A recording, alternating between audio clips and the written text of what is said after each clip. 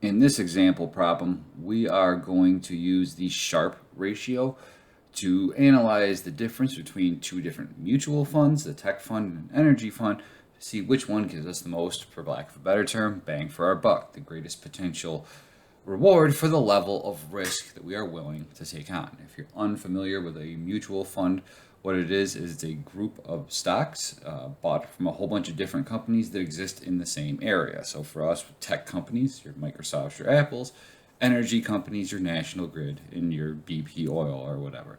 And they would go and they would buy stocks from all of the different companies that operate within this sector, and then they would sell ownership into the fund to investors. So for us, let's say that we're an investor right now and we're trying to figure out which one of these funds gives us the greatest potential reward for the amount of risk that we have to take on. We would use the Sharpe ratio.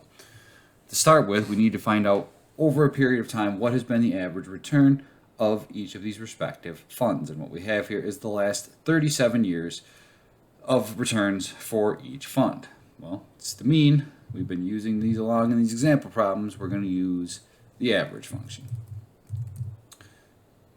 And we want the average for all of the returns that we had for the tech fund. So we're going to grab all of the numbers in the tech fund from 1987 all the way down to 2023. And we're going to hit OK. And we see that the average return on this fund over that time frame has been 17.7%. It's pretty good. What about the energy fund? Well, we use the average function here. You can type it in if you wish, equals average.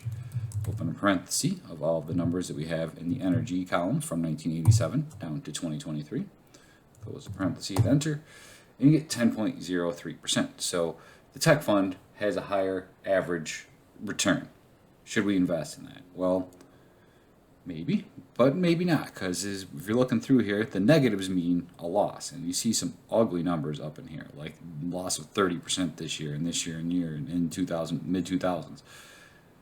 Maybe, while it has the average return over time, there are periods in time where we're going to lose a ton of money on this tech fund. So we want to compare that risk that we're having, the potential to have bad years where we lose money, to the return. To do that, we need the standard deviation, how much variance there is in the return from year to year. This is still a sample of the last 37 years just for these two funds. It's not the entire population of returns since this thing started. So we need the standard deviation of a sample formula, which is stdev.s. So I'm going to go insert a function and pick that one. And it's going to ask me to input the range. I want the same range of all the returns that we have for the tech fund. So I'm going to grab everything in column B from cell B2 all the way down to cell B38. And I'm going to hit OK. And it comes out as 36.56, which means roughly about 2/3 of the years that are in here, the range was somewhere 36 points below the average of 17.7 or 36 points above. So in 2/3 of the years, we operated somewhere where this lost somewhere between 19% or gained somewhere between 53%. That's a huge amount of variance for our fund. What about the energy fund over here? What's the amount of dispersion of variance that we have in this particular fund? I'm going to use the same formula, stdev.s, and we even give you the list if you want to click on it. And we want to input all of the returns from the energy fund. Close parenthesis, hit enter, and it comes out to 22.95. So since that is a lower standard deviation, there's less variation in the returns of the energy fund from year to year. In other words, it's the safer investment, but it doesn't have the most potential for a return.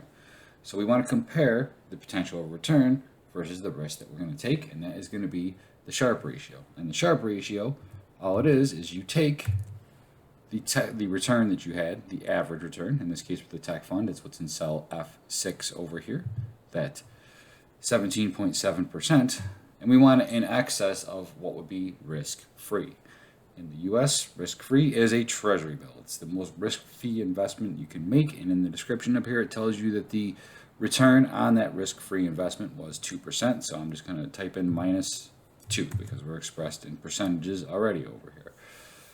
So on average, this exceeded the risk-free rate by 15.7%. Well, let's divide that now by the amount of dispersion, the standard deviation of the returns of that fund.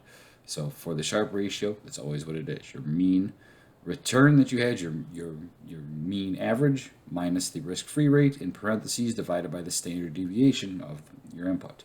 In this case, we got F6 minus the 2% risk-free rate divided by F8, and that comes out to be 0.43. Well, how does that compare to the Sharpe ratio for the energy fund? The energy fund had an average return of 10%, still exceeded the 2% risk-free rate by a little over 8%. So we're going to just take the difference between the mean return for this fund and the risk-free rate, and we're going to divide that by the standard deviation of this fund, which was 22.95%. And we come up over here with 0.35. What does that mean? Well, the Sharpe ratio is always going to be between 0 and 1. And the higher the number is, the more potential reward that there is, not just in general, but for each unit of extra risk that you're taking on. The higher a Sharpe ratio is, the greater the potential return is for the risk that you're taking. So in this case, the tech fund had the higher average return, but there's also more variation. But if we look at this historical set of the last 37 years over here, we see that for the level of risk we're taking on, there is a greater potential for return from the tech fund than there is the energy fund.